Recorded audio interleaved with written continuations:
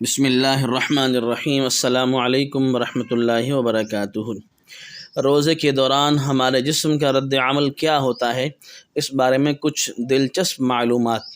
پہلے 2 روزے پہلے ہی دن بلڈ شوگر لیول کر لیتا ہے، یعنی خون سے چینی کے مضر اثرات کا درجہ کم ہو جاتا ہے، دل کی دھڑکن سست ہو جاتی ہے اور خون کا دباؤ کم ہو جاتا ہے، یعنی بی پی گر جاتا ہے۔ اعصاب جمع شدہ گلائیکوجن کو آزاد کر دیتے ہیں، جس کی وجہ سے جسمانی کمزوری کا احساس اجاگر ہو جاتا ہے۔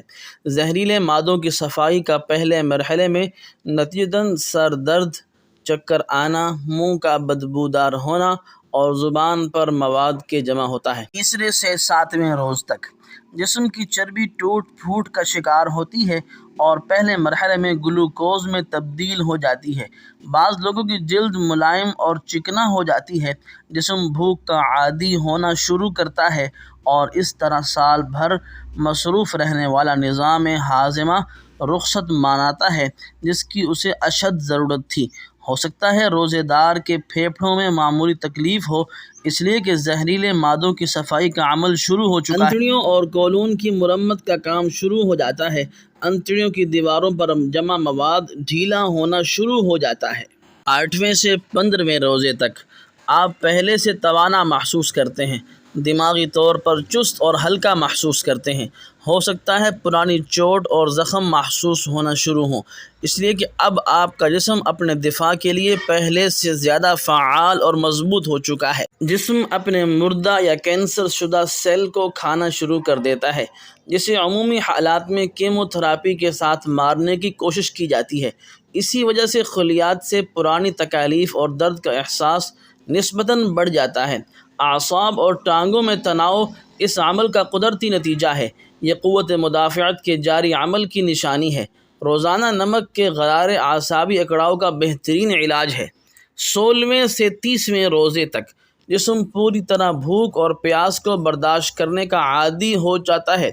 آپ اپنے آپ کو چست، چالاک، چوبند محسوس کرتے ہیں۔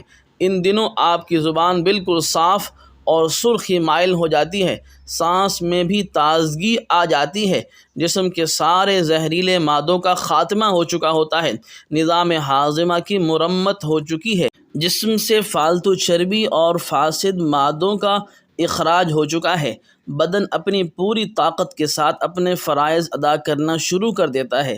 20 روزوں کے بعد دماغ اور یادداشت تیز ہو جاتے ہیں، توجہ اور سوچ کو مرکوز کرنے کی صلاحیت بڑھ جاتی ہے۔